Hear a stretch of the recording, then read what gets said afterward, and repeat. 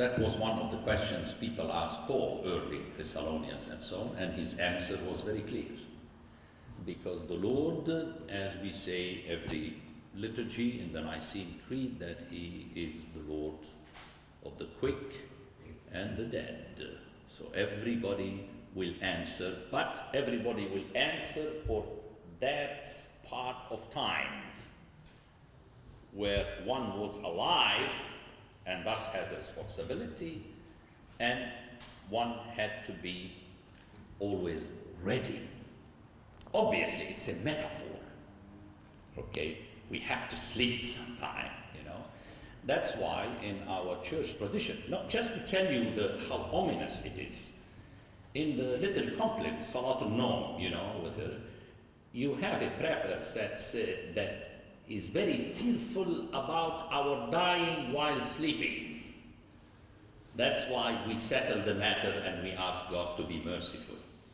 You see what's going on? That metaphorically, it reminds us that there is something very serious. مش كله مثل بعضه, well, it's okay, I'm sleeping now. No. Okay, that's that. But obviously, it's a metaphor. It's a metaphor. That one has to be ready. And readiness doesn't mean that you have your eyes open. Because if you have eyes open and you don't know the gospel, you're going to be deceived. So to have the eyes open means to understand, to know, to discern. And that's what the whole issue is all about. People who can't read, like deaf people and that, who can't learn the gospel. Well, they have to be taught, you know, not hearing, can't read, then they have to be taught. Here I'm going to allow myself to say something, you know, which you have to teach the others. You don't ask them to learn, you have to teach them. You have to read with them. Let's say, you know, you have the Bible and I have the Bible. You can read and I can read, okay? But if I know more than you do, I will be slothful if I tell you, but you read, okay, I'm going to watch a football game. Again, the pressure is on the teacher. The teacher has to make sure that the message went across, okay? And that is the whole idea. You know. You say to get the message across by sign language, or what if they haven't learned to communicate by sign language and you can't transform those words into signals? Yeah, that's what I said. There is always a way to make someone understand unless someone is completely off mentally, you know. But that person is always saved by the teaching of the gospel, which is the love of the neighbor. But that's another issue, but I have an answer to that. In other words, the gospel is not just words. The key, the heart of the gospel is the love of the neighbor. In other words, when I teach you, it's because I care for you and I love you, not because I feel like it. Very often I don't feel like it. But it's because I am under orders, right? It's God who gives you the order. Remember Jesus in John, I leave you with this commandment to love. So, whether you have the full mind or do not have the full mind, my duty is to love you. But the true love is to communicate to you God's love, not mine. And normally the people are the way we are, and thus I communicate to you God's love through sharing with you the gospel of his only son who came, you know. And that's the teaching, you know, out of love. And you could see this applies even as a metaphor. For instance, when a father, you know, who is a carpenter and you know, tells his child that, you know, I would love to see you an engineer or a doctor, you know. He The Father may not teach himself, but the whole idea is precisely the true love is communicated through the knowledge and the teaching. And that's why, one more time, and I like to repeat that, the pressure of Scripture is always on the senior, not the junior. Okay? And this is when, let me tell you how I deal with things. Many Americans don't like me when I say this. They said, Father Paul, you should teach very early the children, to say please and thank you, and after dinner each one takes the dish and each one takes turn to dust and so on. I said, look, I like a peaceful life. I'm not going to do that. And then people tell me, but when will you children learn? I tell them, don't worry. My grandchildren who will have my big nose and my DNA will teach them. Don't worry about it. But they have to pay for it. In other words, the house is mine. I don't like people sharing in my house, because my children start telling me, well, this is our house, our fridge, our home, our TV, not in my house, brother. This is my fridge, this is my ham, this is my electricity, this is my bed. These are my rules. So it's a nice deal, but it takes a lot of patience, love, and respect. Obviously, I'm saying this as a joke. In other words, you teach as much as you can, but you cannot commit suicide if your 3 children don't listen to you. Okay? One more time, don't worry, your grandchildren who will look like you will take care of that. Everyone wants to. And I lived happily until now. I didn't regret any minute of my... we have suddenly a lot. Okay, 1, 2, 3, quickly, yes. Father, I just wanted to know, we talk about being deceived, and today, which churches or organisations should we be very careful of? There's a lot of churches and organisations out there today in these times, it all sounds very nice, but which one should we as Orthodox Christians be very careful of? Now, if I would give you a flat answer, the danger is that I might be deceiving you. So, let's recap.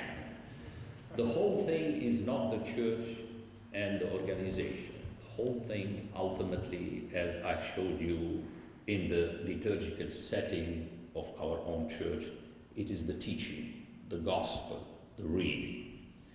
And here we have to learn not to be judgmental, because God will judge everyone. I personally handle it like this.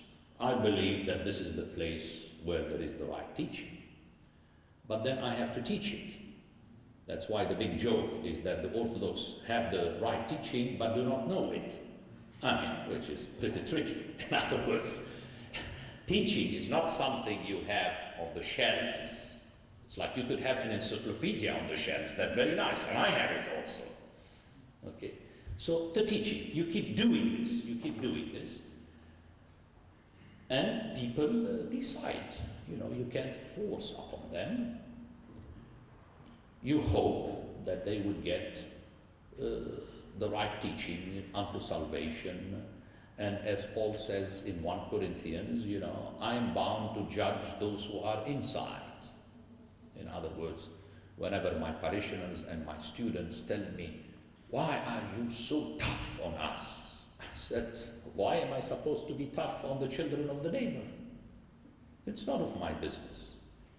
Also, let me tell you another joke. But Father Paul, we come every Sunday to church, and you are tough on us. Why aren't you tough on those who do not come? He said, I'm not tough on you. I just open the gospel and I read it to you. You happen to be here. I can't help it. You go and tell the other people. So that it's no excuse to wash our hands. Okay? And this way we do not played God. Like, if I find a Protestant, I'm in a different position because I'm knowledgeable. I remember, I'll tell you this story, you don't have to do it all the time, but there is a woman who came to me in my first year of priesthood. She had trouble with her priest, the Roman Catholic priest, and so on, and she told me, would you prepare my son for confirmation? I know the Catholic teaching, and I said, I'll do it. I didn't teach him Orthodox faith. Why not? Why not?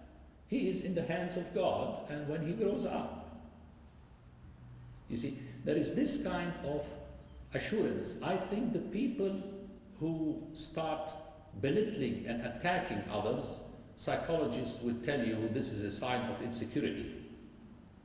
Right? If you have the truth, come to my church, I'll teach it to you. You want to hear it? I write books, you take it. So I would think this is a better approach than the other one that might be very judgmental. It does not mean that if you ask me that I'm going to change. No, that's the place where I find it, but I cannot impose it on the others. I can only teach it as Jesus did. Yes? What happens with people who are born into different faiths? Like I was born into the Greek Orthodox, but Yeah. what happens to people born into Muslim or Sikh or Hindu? What happens to those people? Happens in which sense? That Well, at the end, at the judgment, or during their life? well, at the end. At the end, there is a clear text in Paul, which I quoted in 1 Corinthians 5. This is the domain of God, the outside. The inside domain of the church, I'm responsible for it. Like if you are a member of my parish and you misbehave according to the gospel, I have authority to remind you that you are misbehaving. The outsider, I can give my opinion, point out to him that this is pretty drastic, killing another person, something like that. But I do not have authority. And these are relegated to the will of God. And then Matthew teaches us that most probably at the end we will be amazed who will be saved and who will not be saved. It's very tricky. So the best thing would be to stick with the heart of the gospel, which is the love of the needy neighbor. If one does that, Paul says, there is no law against this person. Remember in Romans, he says, if the heathen does the will of God without knowing it, then he's doing the will of God.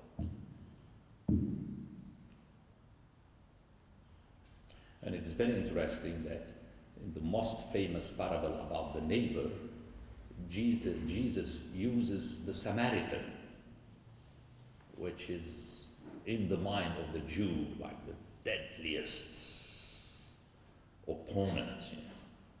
You see what he's doing? He's trying to say, well, if he did it, then what's one supposed to do?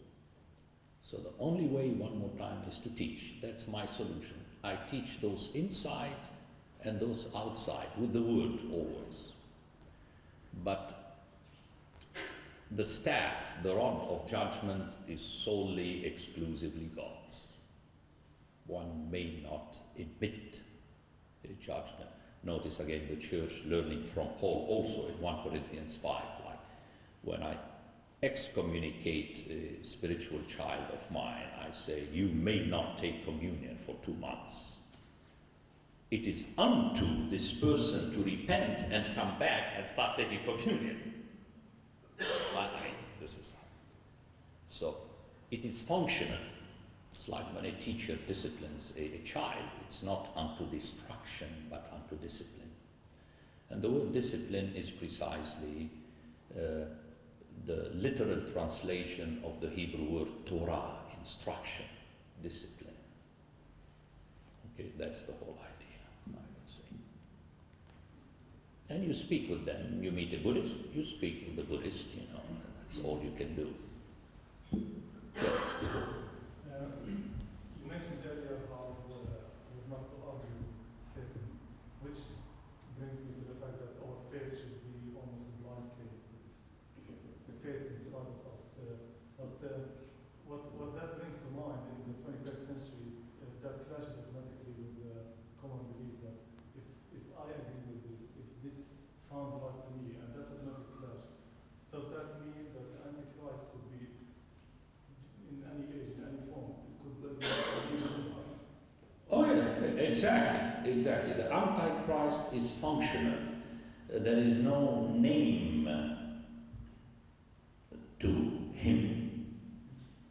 Even when the beast is named, and you know that the author is speaking about the Roman emperor, but he doesn't name. He says he has a number which is a number of a man.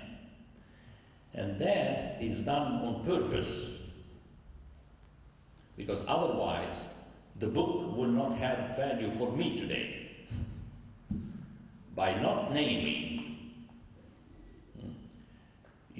I'll give you an example, which I hope you learn from that. For instance, if you want to give one of your students as an example to the colleagues and also to future generations, if you name the person in the story, you lose the bite. Because after 50 years, people would say, well, this was Joseph Smith. But if you say a student, a disciple, you have always the edge. You see how literature is powerful. And from the text I showed you, and I could show many others, there is no name. This means anyone who functions thus. But again, remember, it's not someone who looks very bad. If someone looks very bad and very evil, then it is not Antichrist. Because it's very easy. You know that this is evil. I did not say that that person is not satanic, so please let's not mix apples and oranges. Okay, the evil is satanic. Okay, let's clear things and don't make me say things I haven't said. Right, it's on tape. Okay. I did not say that the evil is not from Satan. I said the clearly evil does not deceive you. But the Antichrist is very tricky. It's like someone who appears to be a good friend of yours, and then just like this function.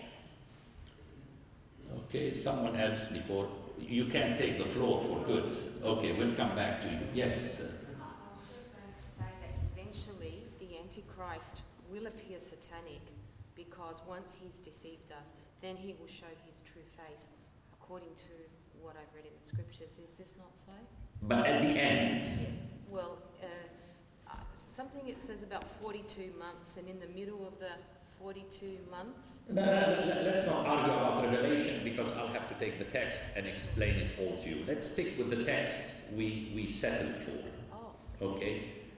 But I have an answer to that. That's not true. He appears always at the end, not before. The 42 months mean 3.5 years, which is half of 7, and it's a long story, the numbers. Perhaps next year I'll come and I'll do that, okay? Actually, one of my talks in Sydney was about the book of Revelation. So it's not that I don't want to answer you, but let's stick with the text I mentioned at the beginning. It is at the end, the coming of the Lord and the coming of the lawless one. They appear back to back at the end. And then the Lord will strike. Okay. And in the book of Revelation, you have the same thing. And even Satan, you know, he's chained and appears at the end. Okay, you have all these texts that show you that until the end, you do not have the ultimate destruction. Because if you have it before, then there will be no deceiver. Okay? Just as a general answer to that. But yes, definitely the upper hand will be Christ's against the deceiver, but that would be at the end. Shall we go back to the... No, we have another person there, yes. The reading from Thessalonians that you gave, you had Paul's school Paul warning Thessalonians about letters that purported to come from them and worried about word of mouth. It seems that they were worried about someone specific who was alive at the time. You know, with literature, it's always either or. Either there was something like this at the time, or it was a forewarning. For instance, if a parent tells the child, now I told you, I made it very clear. Now do not listen to any one of your peers. And my children will tell me, but we didn't. That's not what I'm saying, you see. Literature is always powerful. It cuts the way for anything else. So, either there was something of the kind, but I'm saying, even if there were not, that's how we talk. Which means, remember what you were taught.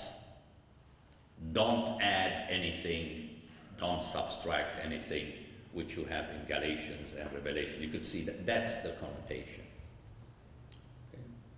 So this, by the way, just to go on a tangent, modern scholarship has given more importance to literature, and it got us out of trouble of questions that used to be asked 100 years ago, and people write books one against one other, and now we're discovering that you don't need even to discuss the matters.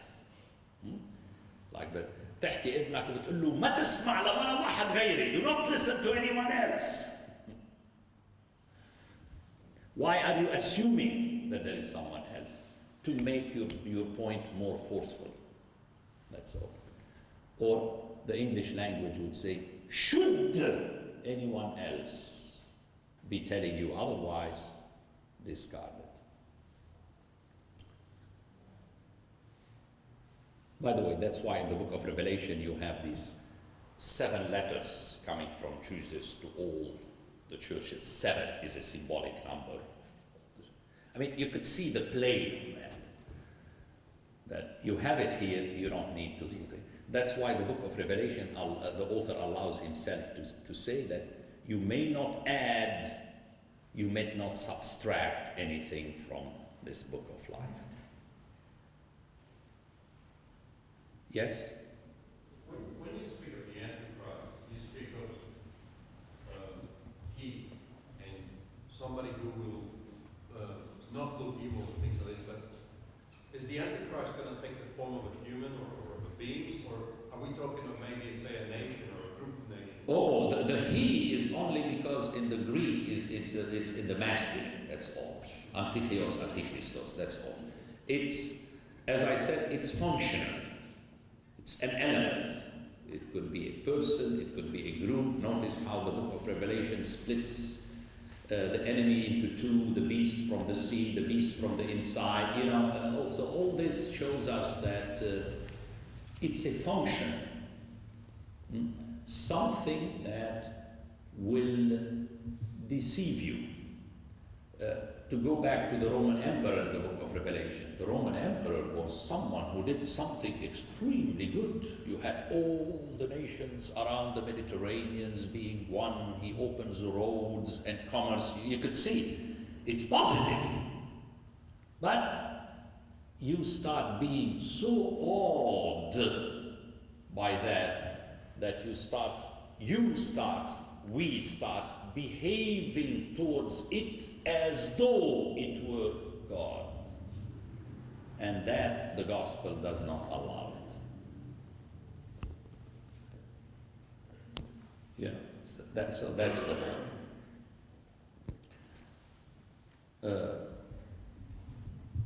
Let's go to those who are in the latter pews, and I'll come back to you. Yes? I wonder if you could comment on the idea of Satan for me.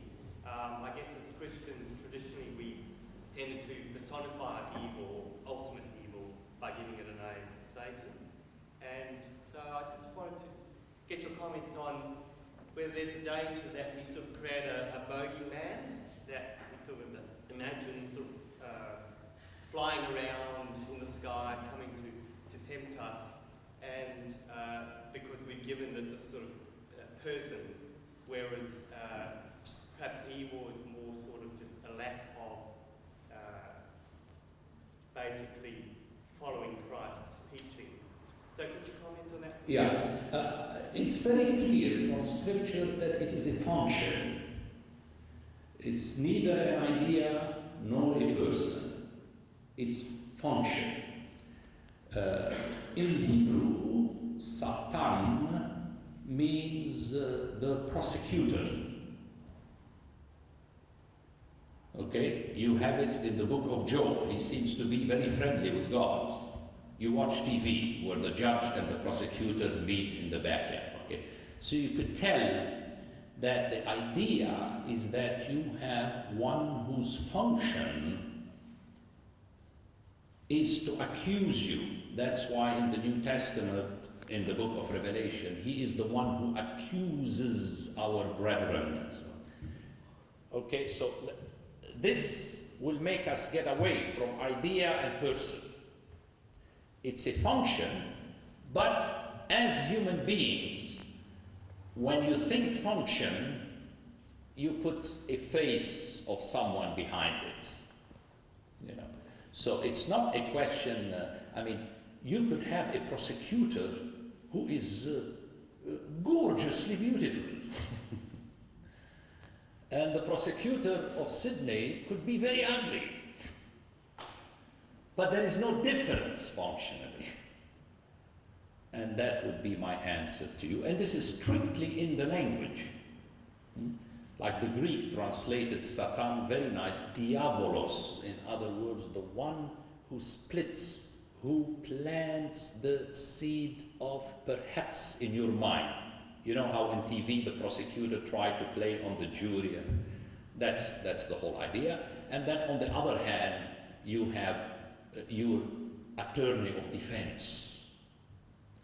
That one, you should hope that he is more powerful, because in Romans 8 it is Christ himself. And God says, if God, who is our judge, and Jesus, who is our defense attorney, and who could have been our prosecutor, are for us, then who can be against us? So I think that is the way to look at it.